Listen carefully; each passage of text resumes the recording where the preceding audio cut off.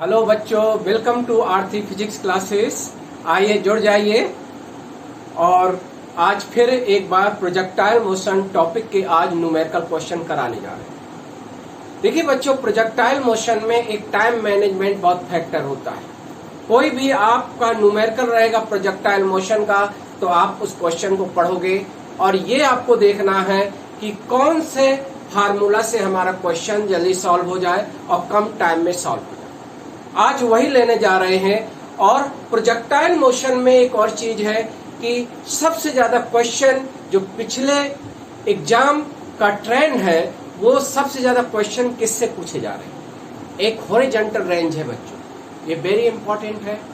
आज कुछ ऐसे क्वेश्चन कराने जा रहे हैं कि टॉप कौन कौन से क्वेश्चन टॉप लेवल के यानी टॉप क्वेश्चन है जो वेरी इंपॉर्टेंट है और जो क्वेश्चन आए हैं और आने वाले फोर्थ कमिंग एग्जाम में आ सकते हैं। ठीक है बच्चों, तो आज हम लेकर चलते हैं प्रोजेक्टाइल मोशन का कुछ पहले नंबर के क्वेश्चन की सबसे इंपॉर्टेंट हॉरिजॉन्टल रेंज के क्वेश्चन होंगे। देखिए बच्चों, हमने लिया है 2 प्रोजेक्टाइल। देखिए यहाँ देयर आर 2 प्रोजेक्टाइल है और दोनों को हम एक कॉमन पॉइंट ओ से क्या कर रहे हैं, प्रोजेक्टेड कर रहे हैं। कहां से प्रोजेक्टेड कर रहे हैं बच्चों, ओ से प्रोजेक्टेड कर रहे हैं और एट एंगल ए को θ1 से और बी को बच्चों θ2 से। ये ए प्रोजेक्टाइल ए का एंगल ऑफ प्रोजेक्शन क्या है बच्चों, θ1। बी का एंगल ऑफ प्रोजेक्शन क्या है बच्चों, θ2 है। ठीक है, और यदि यह इंपॉर्टेंट क्या है बच्चों, इफ θ1 प्लस θ2 90। ठीक है, यदि θ1 प्लस θ2 90 है तो दोनों की जो रेंज होती है वो शेप होती है। ये आपको याद रखना है बच्चों, वेरी इंपॉर्टेंट पॉइंट है कि for 2 projectile if angle of projection एक का θ1 है एक का θ2 है और दोनों का सम 90 डिग्री या π/2 रेडियन है तो दोनों क्या होगा, दोनों जाकर जो वापस होंगे कम बैक होंगे ग्राउंड पर सेम पॉइंट पर आकर हिट करेंगे। ठीक है, दोनों का रेंज क्या होगा, सेम। बट क्या है कि बहुत प्रोजेक्टाइल का क्या होगा, टाइम ऑफ फ्लाइट डिफर होगा और बैक जंप हाइट डिफर, क्योंकि आपको मालूम है कि जैसे एक प्रोजेक्टाइल का एंगल ऑफ प्रोजेक्शन बच्चों θ1 है और प्रोजेक्टाइल बी का एंगल ऑफ प्रोजेक्शन बच्चों θ2 है और θ2 ग्रेटर देन θ1 है, यानी हियर θ1 लेस देन θ2। तो बच्चों ये इंपॉर्टेंट है कि आपको मालूम है कि time of flight directly proportional sine theta के होता है और maximum height directly proportional sine square theta के होता है। तो more theta more time of flight, more theta more maximum height. तो बच्चों यहाँ क्या होगा, R1 R2 दोनों की सेम होगी बच्चों। और यदि हम कहें R1 R2 इक्वल R, यानी दोनों की range horizontal range will be equal. ठीक है, बट टाइम ऑफ फ्लाइट क्या होगा, डिफर होगा। यहाँ पिछले एग्जाम में कैसे क्वेश्चन आ रहे हैं ये आपको इसका जो है ये जो कंसेप्ट लिया गया है कि for 2 projectile A and B. ठीक है, 2 projectile A and B are projected in such way their horizontal range are equal, their horizontal range are equal. If time of flight t1 t2 then product of t1 t2 depend on horizontal range। ये आपके JEE mains में भी question है। तो देखो यहां हम same speed से प्रोजेक्ट कर रहे हैं, दोनों बॉडी को सेम स्पीड से प्रोजेक्ट कर रहे हैं but different angle of projection, और दोनों का एंगल ऑफ प्रोजेक्शन का सम बच्चों 90 डिग्री है। तो रेंज R1 R2 इक्वल है, दैट इज R। ठीक है, अब यहां देखेंगे टाइम ऑफ फ्लाइट, जैसे टाइम ऑफ फ्लाइट ए का T1 ले और बी का T2 ले, तो यहाँ T1 किसके इक्वल होगा बच्चों? T2 होगा जैसे 2u sin थीटा अपॉन, ठीक है, और T1 2u sin theta 1 upon, ठीक है। एज यूजल फार्मूला जैसे कि पिछले वीडियो में हम पढ़ा चुके हैं, time of flight 2u sin theta upon u। देखिए बच्चों यहाँ किस तरह रिलेशन है, किस तरह है, ये थीटा 1 थीटा है, तो थीटा 2 क्या होगा बच्चों? 90 माइनस थीटा, क्या रिलेशन होगा? क्योंकि theta 1 plus theta 2 must be equal to 90 degree, तो ये इफ थीटा 1 इज थीटा तो theta 2 will be 90 minus theta. That is clear now. अब देखो बच्चों यहाँ हम वैल्यू पुट करेंगे, तो T1 that is 2u sin theta और T2 वैल्यू पुट करोगे बच्चों, क्योंकि आपको मालूम है थीटा 2 इक्वल 90 माइनस थीटा रखोगे और साइन 90 माइनस थीटा बच्चों कॉस थीटा होता है, तो साइन थीटा कॉस थीटा बन जाएगा। ठीक है बच्चों, अब देखो दोनों का प्रोडक्ट जैसे करना, दोनों का प्रोडक्ट बच्चों यहाँ क्या हो जाएगा? u अपॉन जी जैसे करेंगे और 2u स्क्वायर और जी साइन थीटा कॉस, ठीक है। आपको मालूम है r किसके इक्वल होगा बच्चों? यहाँ r ये 2u square sine theta cos theta और अपॉन जी, ये होगा। हॉरिजॉन्टल रेंज क्या होती है बच्चों? r is equal to 2u square sine theta cos theta upon g, क्योंकि r1 की वैल्यू निकालोगे बच्चों, r1 की वैल्यू क्या हो जाएगी? 2u square sine theta cos theta upon g, और जो r1 है उसी के इक्वल r2 है बच्चों। ठीक है, क्लियर है। अब देखो ये हम रिप्लेस कर सकते हैं, देखिए बच्चों यहाँ हम T1 T2 equal 2 upon g और r, 2u square sine theta cos theta upon g, ये बच्चों क्या है? ये है इक्वल r। तो इस तरह T1 T2, ये जो मेडिकल एंट्रेंस एग्जाम में आया है बच्चों, ये आया है एम्स में, और जो IIT में क्वेश्चन आया था अभी रिसेंटली आया है, पूछा गया है, वो यही कहा है कि देयर आर 2 प्रोजेक्टाइल, ठीक है, और थीटा 1 थीटा 2 से हम प्रोजेक्ट कर रहे हैं, और इस तरह है कि वो सेम पॉइंट पर हिट हो रहे हैं, यानी सेम पॉइंट पर दोनों प्रोजेक्टाइल हिट हो रहे हैं, और एक का time taken to reach that point T1 है और एक का time taken to reach same point T2 है, तो T1 T2 का प्रोडक्ट किसके इक्वल है बच्चों? देख लेना है, ये क्वेश्चन IIT JEE मेंस का है और ये आंसर है 2r अपॉन जी आंसर है। ठीक है, क्लियर है? कैसे आ गया, समझ में आ गया? इस तरह से ये देखिए हम डिफरेंट टाइप जितने भी रेंज के क्वेश्चन आ सकते हैं बच्चों वो हम करवाए दे रहे हैं, जितने टाइप के क्वेश्चन पूछे जा सकते हैं। ठीक है, अब देखो ये हो गया।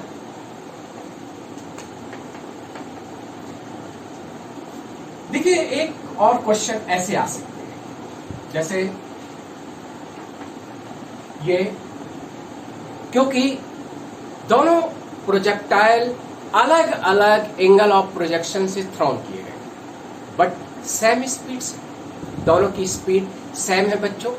ठीक है, तो इनकी जो हाइट होगी, मैक्सिमम हाइट होगी, वो डिफर होगी, और किसकी हाइट ज्यादा होगी? जिसका थीटा ज्यादा होगा, यानी मोर थीटा, क्योंकि यू तो सेम है, जिसका थीटा ज्यादा होगा वो ज्यादा मैक्सिमम हाइट अटेंड।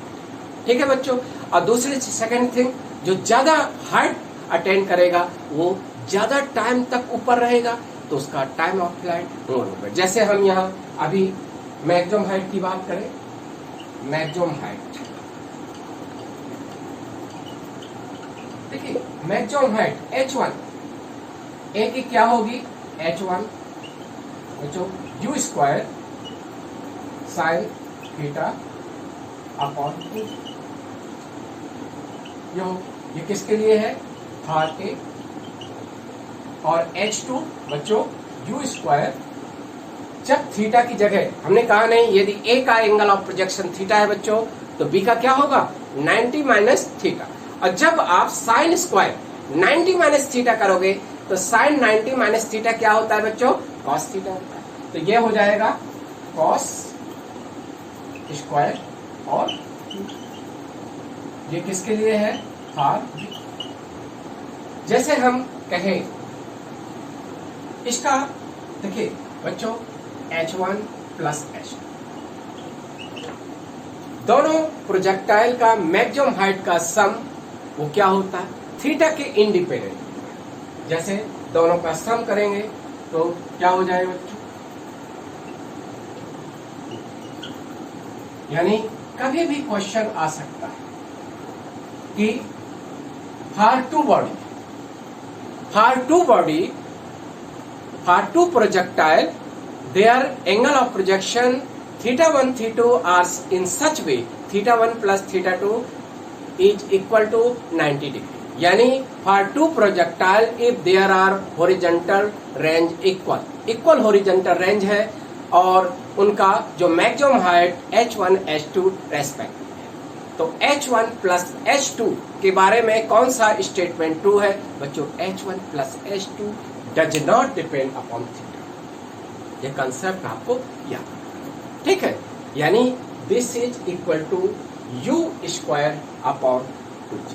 और ये क्या है, ये मैक्सिमम हाइट है, वही है u स्पीड से वर्टिकली कोई बॉडी को आप प्रोजेक्ट करेंगे तो कितनी मैक्सिमम हाइट अटेंड करता है, u square upon 2g attend. समझ में आ गया। तो देखो बच्चों आपको ध्यान देना है, जैसे आपके क्वेश्चन रहेगा तो क्वेश्चन पढ़ना है और देखना है कि क्वेश्चन में क्या कह रहा है। इस क्वेश्चन में क्या कहेगा, for two projectile A and B their horizontal range are equal और if maximum height h1 and h2 तो h1 plus h2 is equal to that is equal to u square upon 2। ठीक है। Second thing h1 upon h2 यदि हम divide कर देंगे बच्चों तो tan स्क्वायर थीटा, तो ये h1 ratio h2 tan square theta ratio. ठीक है। कभी सम टाइम रेशियो पूछता है, क्योंकि जब रेशियो निकालते हैं तो डिवाइड करते हैं बच्चों, और डिवाइड करोगे तो जो कॉमन होगा वो कैंसिल हो जाएगा। ठीक है बच्चों, तो ये कैंसिल हो गया h1 h2। इसी तरह से आपको याद रखना है, जैसे अभी अभी टाइम ऑफ फ्लाइट निकाले थे, जैसे टाइम ऑफ फ्लाइट में जैसे थर्ड, इसी में ऐड कर दे रहे हैं बच्चों। अभी टाइम ऑफ फ्लाइट क्या निकाले थे बच्चों, t1 किसके इक्वल था, t1 इक्वल था 2u साइन थीटा अपॉन जी, t2 किसके इक्वल था 2u कॉस थीटा अपॉन जी। यदि हम यहाँ करें t1 square plus t2 square, ठीक है, t1 square plus t2 square sum type question ask, तो व्हाट विल बी आंसर, यानी sum of squaring of their time of flight. Time of flight का squaring का सम बच्चों किसके equal होगा, तो t1 स्क्वायर का मतलब है 4u स्क्वायर और साइन स्क्वायर थीटा जी। ठीक है, होल स्क्वायर हो जाएगा, जैसा कि टाइम ऑफ फ्लाइट क्या है बच्चों, t1 2u sign theta upon जी, तो होल स्क्वायर क्या होगा 4u square sine square theta upon g square, और प्लस बच्चों 4u स्क्वायर और कॉस स्क्वायर थीटा, क्या होगा बच्चों कॉस स्क्वायर थीटा जी। तो t1 स्क्वायर और t2 स्क्वायर किसके इक्वल होगा, 4u square upon g square, क्योंकि 4u square upon g square बच्चों कॉमन होगा, और जब उसको कॉमन ले लोगे तो अंदर क्या रहेगा, sine square theta plus cos square theta that is equal to 1। तो इस तरह से बच्चों ध्यान देना है। ये क्वेश्चन प्रोजेक्टाइल मोशन के आपके सीधे सीधे क्वेश्चन नहीं आते हैं, आपके क्वेश्चन फार्मूला बेस ही है, लेकिन फार्मूला किस क्वेश्चन में कौन सा यूज करना है ये वेरी इंपॉर्टेंट है। ठीक है बच्चों, तो यदि कहे कि for two projectile if horizontal range are equal और time of flight are t1 t2, तो फ्लाइट टाइम ऑफ फ्लाइट का स्क्वायरिंग का सम किसके इक्वल होता है बच्चों? ये होता है 4u² अपॉन g। समझ में आ गया? ये क्लियर है। और यदि इस तरह और भी क्वेश्चन आ सकते हैं, देखो देखिए कुछ क्वेश्चन वेरी इंपॉर्टेंट ये है, कुछ आप बच्चों 11th में कुछ कन्वेंशनल फार्मूला पढ़ते हैं और वो फार्मूला आप IIT मेंस और नीट में यूज करोगे तो बहुत ज्यादा टाइम लगता है। तो कुछ एक शॉर्ट फार्मूला आपको हॉरिजॉन्टल रेंज के लिए दे रहे हैं, सभी बच्चे ये फार्मूला हमारा नोट कर लेना, ये बहुत काम आने वाला है फार्मूला। तो ये है, देखिए जैसा कि हम लिखते हैं एक रेंज, इसको अरेंज कर दे इस बेस पर, जैसे if A projectile is projected at angle of projection theta with speed u from the ground. कहां के लिए फार्मूला है बच्चों? फ्रॉम द ग्राउंड से प्रोजेक्ट कर रहे हैं। ठीक है, तो यहां देखो ये जनरली क्या लिखते हैं, ये formula u² sin 2θ upon g। ये 11th में बच्चों पढ़ते हैं। कहां पढ़ते हैं? 11th में पढ़ते हैं।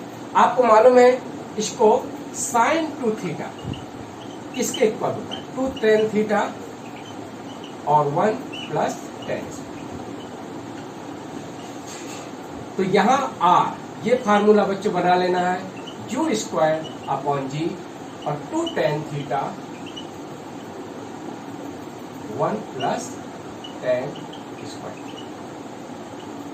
ये फार्मूला आप सोचते होंगे सर ने ये फार्मूला अलग लिख दिया, ये कंपटीशन पॉइंट ऑफ व्यू से ऑब्जेक्टिव टाइप एग्जाम के लिए वेरी इंपॉर्टेंट। आप देखेंगे हम कैसे, आप जो पिछले साल के पेपर जो घर में रखे होंगे, आपका जो नोट्स होगा उसमें पीछे सॉल्व किया है, बहुत लेंदी से क्वेश्चन सॉल्व किया है, और हम देखेंगे क्वेश्चन कितनी जल्दी कितने कम समय में आपके क्वेश्चन सॉल्व करके दिखाते हैं। ठीक है, ये फार्मूला वेरी इंपॉर्टेंट, क्योंकि sin 2θ किसके इक्वल होता है बच्चों? ट्रिग्नोमेट्री के फार्मूला बहुत हेल्पफुल रहते हैं आपको फिजिक्स में। ठीक है, ये होता है sin 2θ equal 2 tan θ upon 1 plus tan²θ। ये फार्मूला इंपॉर्टेंट। जैसे एक क्वेश्चन इस तरह के आते हैं, यहाँ नीचे क्वेश्चन लिख दे रहे हैं। यदि क्वेश्चन अक्सर इसके बारे में ऐसे रहते हैं, जैसे कुछ क्वेश्चन ये आते हैं, in projectile motion if horizontal range is 2 times of maximum height. आपने देखा होगा क्वेश्चन ऐसे आते हुए। तो एक हम जनरल एक फार्मूला आपको बनवा दे रहे हैं, आपको नोट कर लेना है फार्मूला। यदि कहा जाए when a body is projected from ground, ठीक है, at some angle with some speed, ठीक है, so their range is n times of maximum height. यदि बच्चों कह दिया जाए if r is n times h, word में क्या लिखा रहेगा? if range is n times of maximum height। तो आप इससे क्या निकालोगे? थीटा निकाल सकते, कोई भी थीटा आ जाएगा, और थीटा आ जाएगा, आपको स्पीड u दिया है, तो आप हॉरिजॉन्टल कंपोनेंट, वर्टिकल कंपोनेंट और सारे पैरामीटर आप डिटरमाइन कर सकते हो। ठीक है, लेकिन शॉर्ट में बहुत कम समय कैसे निकलेगा? देखिए इससे पहले आर निकाल दो। आर देखो, आर जनरली क्या होता है बच्चों? आर जनरली इससे 2u² sin θ cos θ upon g, ये फार्मूला होता है। जैसे कि अभी जस्ट लिखे हैं कि हॉरिजॉन्टल रेंज u और थीटा के टर्म में बच्चों क्या होता है? u और थीटा के टर्म में होता है 2u² sin θ cos θ upon g होता है। आप नोट कर लोगे, क्योंकि क्या क्वेश्चन कह रहा है, इन प्रोजेक्टाइल मोशन में range is n times of maximum height.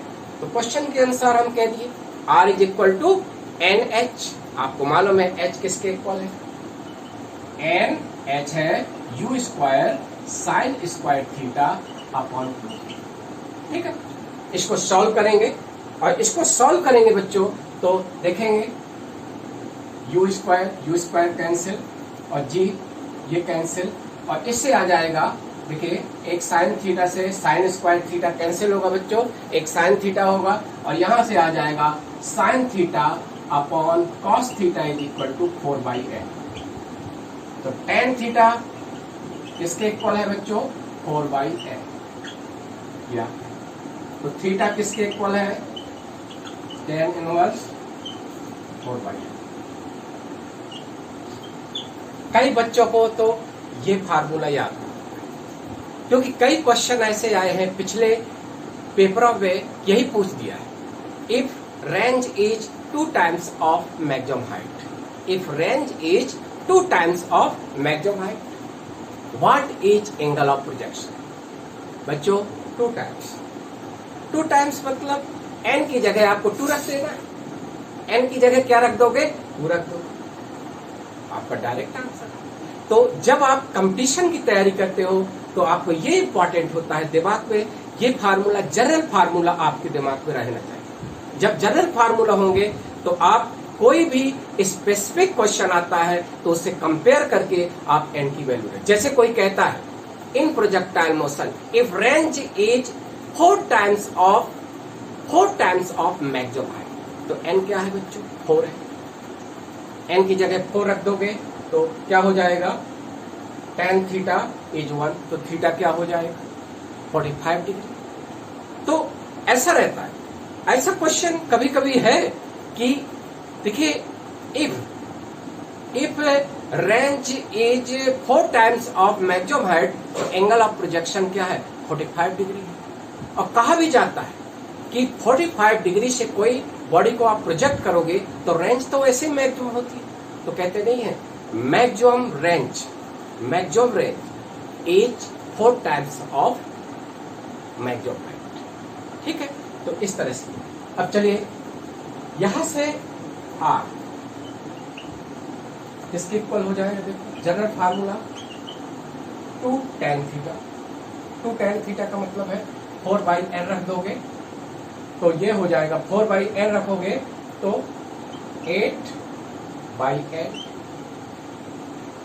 8/n और 1 प्लस और 60/n। तो एक जनरल फार्मूला आपको नोट कर लेना है बच्चों, ये बहुत काम आएगा कि if range is n times of maximum height, तो r किसके इक्वल होता है बच्चों, r होता है u स्क्वायर अपॉन g, और इसको सॉल्व करोगे तो एक n कैंसिल होगा, ये 8n अपॉन और n स्क्वायर प्लस 6, ये हमारा, यानी if range r is n times of maximum height, तो range will be equal to u square upon g 8n upon n square plus 60। ये फार्मूला वेरी इंपॉर्टेंट है। जैसे एक बार AIIMS में आया, एम्स एग्जाम में आया कि if range is 2 times of maximum height, तो उसकी रेंज कितनी हो। देखिए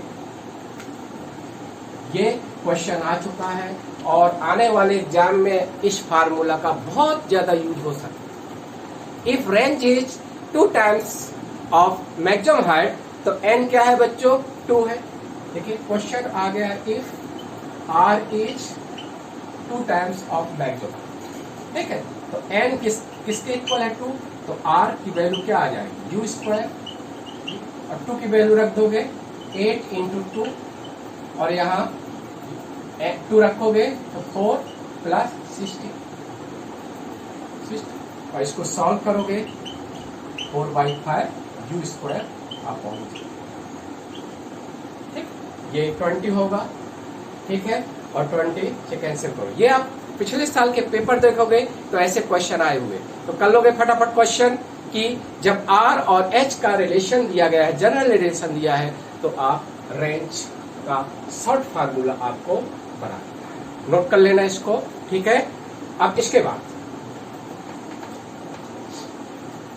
देखिए, एक अभी रिसेंटली IIT JEE मेंस का क्वेश्चन है कि ट्राजेक्टरी इक्वेशन दिया रहता है। क्या दिया है? ट्राजेक्टरी इक्वेशन दिया है। अभी JEE मेंस में आया है, तो उससे आपको क्या पूछा है?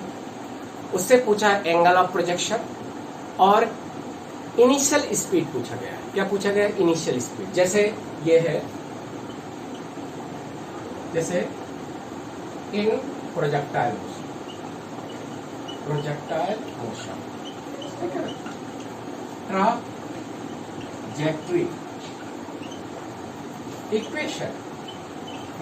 इक्वेशन इज गिवन h, ये दिया है 2x और SI सिस्टम में दिया है। SI सिस्टम का मतलब है x and y are taken in metre, ठीक है। तो देखिए पूछा है what is angle of projection, what is angle of projection and initial speed, और g का वैल्यू क्या ले रहा है बच्चों? g कितना ले रहा है? 10 मीटर पर सेकेंड स्क्वायर ले रहा है, ठीक है बच्चों। तो यहां देखेंगे कि इंपॉर्टेंट होता है, क्या इंपॉर्टेंट होता है कि आपको ट्राजेक्टरी इक्वेशन दिया है। क्या दिया गया है? ट्राजेक्टरी इक्वेशन दिया है, ठीक है। और हमने एक बहुत अच्छा फार्मूला दिया कि सबसे बढ़िया होता है हॉरिजॉन्टल रेंज, और थीटा के टर्म में आपका ट्राजेक्टरी इक्वेशन दिया है। देखिए बहुत छोटा सोल्यूशन, हमारा कंसेप्ट ये कहता है कि जितने भी ऑब्जेक्टिव टाइप एग्जाम है उनको आपको बहुत शॉर्ट में सॉल्व करना है, ठीक है। तो देखेंगे ये आपको ये दिया है, और हमारा एक स्टैंडर्ड इक्वेशन आपको याद होगा x tan थीटा और x। आपको पिछले वीडियो में ये फार्मूला नोट करा दिए, ठीक है। यानी trajectory equation in term of theta और r क्या है? Horizontal range. क्या होता है सम टाइम बच्चों, हम फिजिक्स की तैयारी करते हैं और हम पुराने ढर्रे से तैयारी करते हैं, हमारा क्वेश्चन आता है, हमारे दिमाग में वही भरा है कि हमें इसको कन्वेंशनल मेथड से सॉल्व करना है, तो वैसे ही सॉल्व करते हैं हम, एक एक पेज, आधे आधे पेज में क्वेश्चन सॉल्व। इससे क्या हो जाता है? टाइम निकल जाता है, विद इन टाइम में आप क्वेश्चन नहीं सॉल्व। इसलिए आपको जरूरी यह है कि नेचर ऑफ क्वेश्चन समझना है और कौन से फार्मूला उस क्वेश्चन के लिए सूटेबल है। तो जैसे आपको ट्राजेक्टरी इक्वेशन दिया है, आपको थीटा पूछ रहा है, तो सबसे बढ़िया है ट्राजेक्टरी इक्वेशन आपको बनाना है किसके टर्म में? सबसे बढ़िया यही फार्मूला है कि थीटा और रेंज के टर्म। ये आ गया। अब इसको कंपेयर, इसको हम ऐसे लिख सकते हैं, इसको हम 2x कॉमन ले लें, तो देखिए बच्चों ये 9/2x। Just compare it. जब हमारे पास एक स्टैंडर्ड इक्वेशन, क्या इक्वेशन है? स्टैंडर्ड इक्वेशन है बच्चों, और एक एग्जामिनर ने दिया है इक्वेशन, तो दोनों को क्या करेंगे? कंपेयर। दोनों को क्या करेंगे बच्चों? कंपेयर करेंगे। कौन किसकी प्लेस में, एग्जामिनर ने कौन सा पैरामीटर किसकी जगह में है। देखिए ये हो जाएगा, कंपेयर करेंगे तो देखिए x का कोफिशिएंट बच्चों tan थीटा होता है, x का कोफिशिएंट tan थीटा, और यहाँ x का कोफिशिएंट 2 है, तो हियर tan थीटा किसके इक्वल है बच्चों? 2। tan थीटा आ गया 2, ठीक है, क्लियर है। और दूसरी चीज रेंज 2/9, कंपेयर करेंगे 1/r, x का कोफिशिएंट 1/r है बच्चों, और यह x का कोफिशिएंट क्या है? 9/2 है, तो 1/r इज इक्वल टू 9/2, तो r विल बी 2/9, ठीक है। अब हमारा एक तो आ गया, थीटा किसके इक्वल है? tan इनवर्स 2, वैसे भी 4 ऑप्शन वहां दिए गए हैं। आप जेईई मेंस का जो क्वेश्चन देखेंगे तो एक आ गए। अब क्वेश्चन ये उठता है यू का मान, इनिशियल स्पीड। देखिए बच्चों, इनिशियल स्पीड को मजल स्पीड भी कहते हैं प्रोजेक्टाइल। तो यहाँ जैसे अभी अभी हमने एक फार्मूला दिया है, आर किसके इक्वल होता है, यू स्क्वायर और जी और 2 tan थीटा और 1। अभी अभी एक फार्मूला लिखवाए हैं।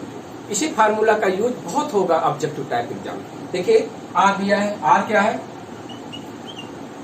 यू स्क्वायर tan 2 और 4। कितनी जल्दी सॉल्व हो जाता है। 2 square tan theta, tan square theta, तो ये आप सॉल्व करोगे और इसको सॉल्व जैसे करेंगे तो क्या हो जाएगा, ये आपका यू स्क्वायर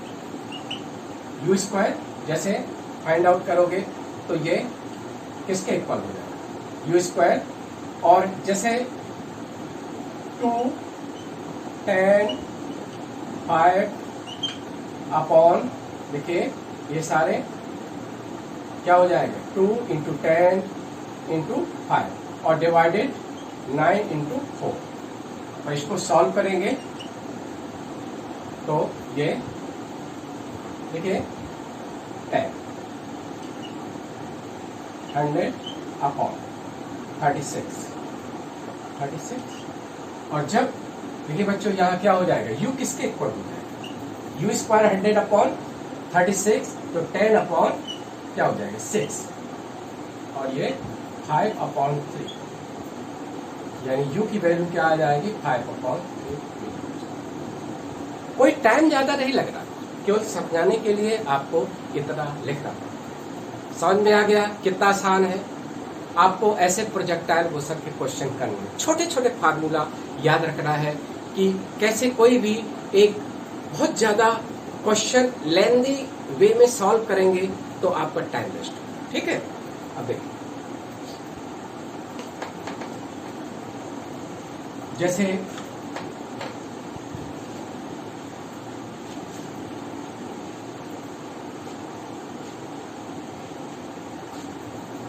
जैसे और भी क्वेश्चन है। जैसे हम कहते हैं कि ये रेंज के क्वेश्चन है। अब जैसे कुछ ट्राजेक्टरी पाथ के क्वेश्चन है, जैसे ट्राजेक्टरी पाथ आपको बनाना है, पिछले एक वीडियो में समझाए थे। लेकिन एक क्वेश्चन ऐसे भी आया है कि जैसे देखिए कि एक बॉडी है, when a body is projected, when a body is projected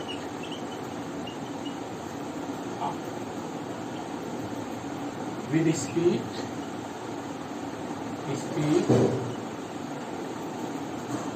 5 meter per second on the surface of earth की सरफेस पे g is 10 metre per second. ठीक है, एट सम एंगल। ठीक है, if a body is projected with speed 5 metre per second, muzzle speed है, earth की surface में हमने प्रोजेक्ट किया और कुछ एंगल पर, एंगल ऑफ प्रोजेक्शन। ठीक है, हाँ, फिर इसके बाद इफ, ठीक है, और given body is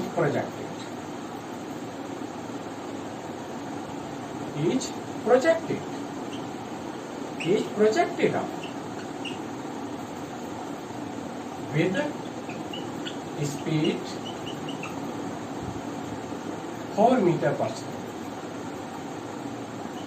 on the surface of a planet, another planet, एक दूसरे प्लानेट में हमने क्या किया, दूसरी एक अर्थ के अलावा एक दूसरा प्लानेट है, उसकी सरफेस से हमने थ्रोन किया। ठीक है, और 4 मीटर पर सेकेंड से with same angle, at same angle, उसी एंगल से लेकिन अलग स्पीड से हम अर्थ के अलावा दूसरे प्लैनेट्स में सरफेस पे प्रोजेक्ट करते हैं। ठीक है दोस्तों, क्वेश्चन समझ में आया। और कह दिया जाए इफ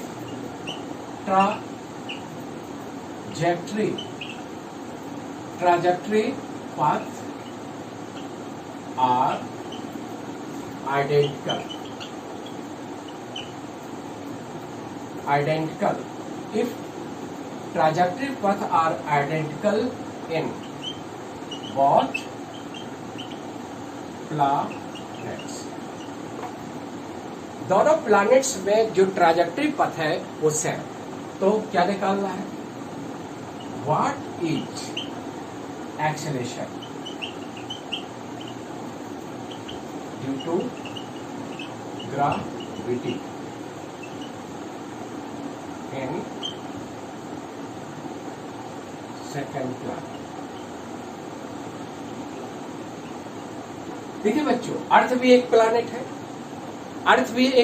है, तो ये फर्स्ट प्लैनेट अर्थ से, और ये सेकंड प्लैनेट है। ये कौन सा है? सेकंड प्लैनेट है, दूसरा प्लैनेट है। अर्थ में हमने एक बॉडी को प्रोजेक्ट किया, कितनी स्पीड से? 5 मीटर पर सेकेंड से। ठीक है, समझो। अर्थ का जो ग्रेविटी का एक्सीलरेशन है बच्चों, वो 10 मीटर पर सेकेंड स्क्वायर है, सभी बच्चों को मालूम है। और सब एंगल से हमने प्रोजेक्ट किया। ठीक है बच्चों, अब हमने बॉडी को जाकर दूसरे प्लैनेट में सेम एंगल से हमने प्रोजेक्ट किया, और कितनी स्पीड से? 4 मीटर पर सेकेंड से। तो आखिर दूसरे प्लैनेट का ग्रेविटी का एक्सीलरेशन क्या है? ये क्वेश्चन। इफ दोनों ट्राजेक्टरी जो पथ है वो आइडेंटिकल, हमने कहा था ट्राजेक्टरी पथ का मतलब ट्राजेक्टरी इक्वेशन, यानी दोनों का ट्राजेक्टरी जो इक्वेशन होगा बच्चों वो आइडेंटिकल। ये क्वेश्चन समझ में आ गया। हम सॉल्व करते हैं कि हमने अर्थ में प्रोजेक्ट किया तो, और दूसरे प्लैनेट पे प्रोजेक्ट किया, दोनों में जो ट्राजेक्टरी पाथ है वो आइडेंटिकल है। तो एक अर्थ का जी पता है, तो उस प्लैनेट का जो एक्सीलरेशन ड्यू टू ग्रेविटी है वो फाइंड आउट करें। देखिए, इसको ऐसे सॉल्व करें। ठीक है, क्वेश्चन समझ में आ गया। देखिए, जैसे फॉर अर्थ ट्राजेक्टरी इक्वेशन आपको मालूम है। यहाँ एक ट्राजेक्टरी इक्वेशन हमने कहा कि आपको u और थीटा और g के टर्म में ट्राजेक्टरी इक्वेशन लेना है, क्योंकि हमें थीटा सेम है, u डिफर है, तो रेंज डिफर होगी, रेंज से नहीं। लेकिन यहाँ आइडेंटिकल है। आइडेंटिकल का मतलब है दोनों ट्राजेक्टरी जो पथ है वो आइडेंटिकल है, तो आपके इक्वेशन जो होंगे वो सेम होंगे। जैसे इक्वेशन क्या होता है? जैसे अर्थ के लिए x tan और हाफ g x स्क्वायर, और ये अर्थ का है जी, और u 1 cos स्क्वायर। क्लियर है? और जैसे प्लैनेट का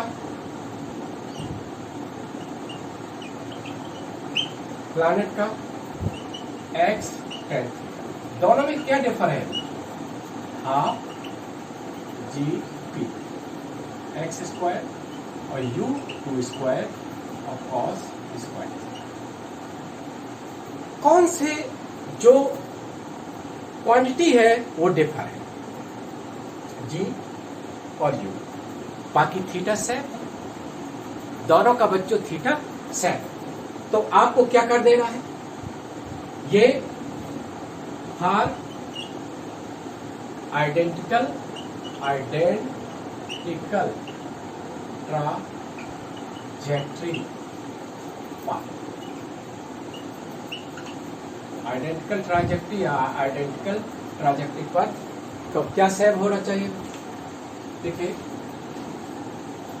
ऐसे आप शॉर्ट में बना सकते हैं फॉर आइडेंटिकल ट्राजेक्टरी पथ ये जी ई u1 square must be G P u2 square, ये होना चाहिए। ठीक है, इस तरह क्लियर है, ये होगा। अब देखिए आपको जी पता है, u1 पता है, u2 पता है, तो आप इसका ये जी पी और ये क्या हो जाएगा, देखिए ये शॉर्ट फार्मूला हो गया, बस वैल्यू पुट कर दो। GP acceleration due to gravitation of planet, क्या होगा जीपी, जी की वैल्यू 10 है, U2 क्या है 4 है और ये 5 है, ये स्क्वायर करेंगे तो किसके इक्वल हो जाएगा, कर लोगे, इसको सॉल्व कर लो, इसको सॉल्व कर लेंगे, आंसर आ जाएगा। समझ में आ गया। मेन क्वेश्चन आपको समझ कि क्वेश्चन कैसे आते हैं और क्वेश्चन कैसे इसी तरह के आने वाले एग्जाम में पूछे जा सकते कि एक बॉडी है, उसको अर्थ की सरफेस पे हम प्रोजेक्ट कर रहे हैं, ठीक है, कुछ स्पीड से, एक एंगल से, और उसी बॉडी को जाकर हम दूसरे प्लैनेट पे प्रोजेक्ट किया डिफरेंट स्पीड से बट सेम एंगल से। तो अर्थ का जी पता है, अर्थ पर स्पीड पता है और उस प्लैनेट में स्पीड दी गई है, उस प्लैनेट का acceleration due to gravity find out कर लोगे, कोई प्रॉब्लम नहीं। ठीक है, क्लियर है। तो इस तरह से ये निकल आएगा, सॉल्व कर लेना है। ठीक है, और आ जाए 32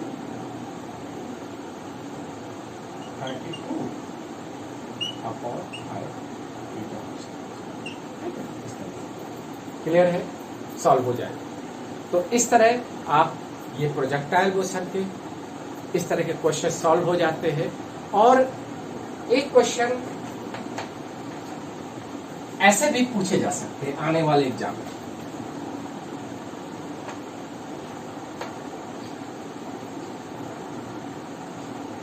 जैसे हमने कहा था कि एक चीज याद रखना है कि हम ग्राउंड से एक बॉडी को प्रोजेक्ट करते हैं, तो जो हमारा हॉरिजॉन्टल कंपोनेंट होता है, जो एक्स कंपोनेंट होता है, रिमेन कांस्टेंट होता है, लेकिन वर्टिकल कंपोनेंट बच्चों धीरे धीरे डिक्रीज होता है हाईएस्ट पॉइंट तक। ठीक है, तो जो हॉरिजॉन्टल से एंगल होता है यानी डायरेक्शन ऑफ मोशन का जो वेलोसिटी का हॉरिजॉन्टल के साथ एंगल होता है वो धीरे धीरे डिक्रीज। जैसे हम कहें where a body is projected up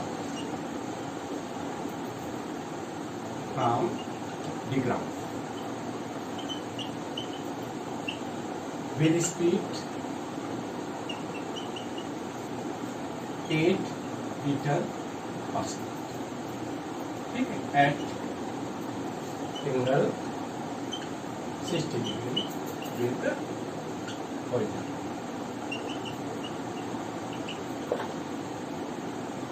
आगे लिख रहा है if after some time question समझ, after some time velocity of projectile, velocity of body make 45 angle with horizon, then find out radius of curvature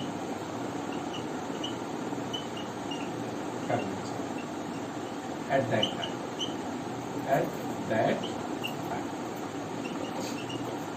that time a second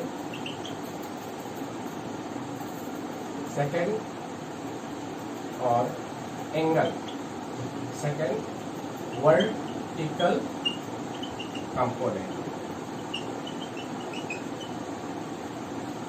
eight that time.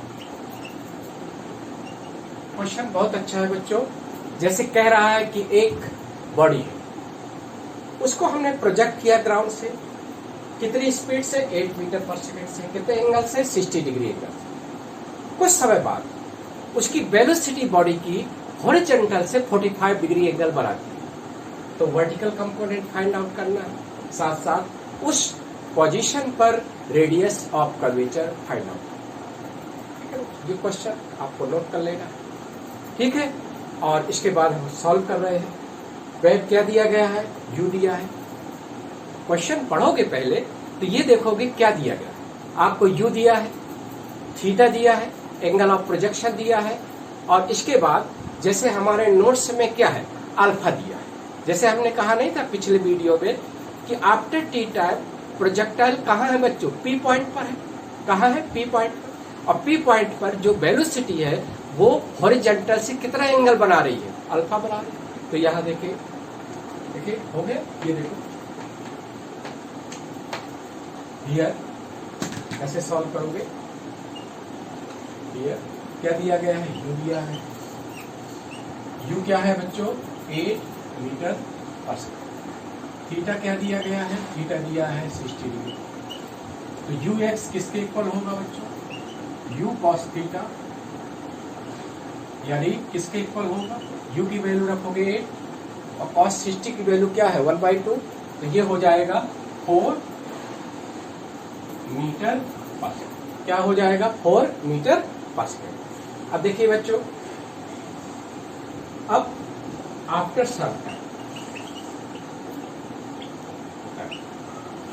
यानी after some time मान लो क्या है, alpha दिया गया, alpha 45 degree दिया, ठीक है, alpha 45 degree दिया है। तो इसमें वही है जैसे y और x, जैसे हमने पिछले वीडियो में बताए थे बच्चों, ये u है, ये थीटा है, और ये जैसे p पॉइंट है तो ये vx है, और ये vy है, और ये वेलोसिटी है बच्चों v, और ये जगह थोड़ा है थी, अल्फा, अल्फा है,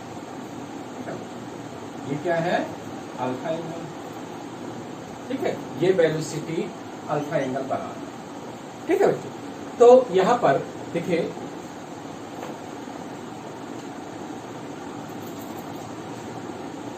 आपको जैसे ये P पॉइंट मान, एट P पर क्या हो जाएगा, आफ्टर सम टाइम प्रोजेक्टाइल कहाँ है, P पॉइंट पर, उसकी वेलोसिटी v है, x कंपोनेंट vx, ठीक है बच्चों, और अल्फा 45 डिग्री है। तो बच्चों इसको रिजॉल्व करोगे तो x कंपोनेंट किसके इक्वल होगा, vx will be equal to v cos alpha, और vy v sin अल्फा,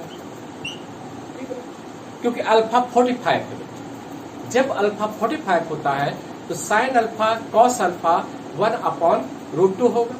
तो यहाँ पर vx vy बच्चों इक्वल होगा और v√2 होगा, क्योंकि cos 45 साइन 45 दोनों की वैल्यू 1/√2 होगा, ठीक है।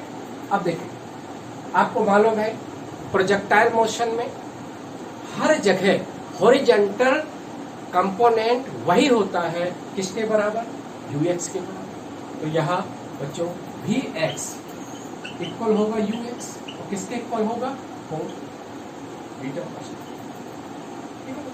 और तो इस तरह से vy किसके इक्वल होगा, 4 मीटर पर सेकेंड।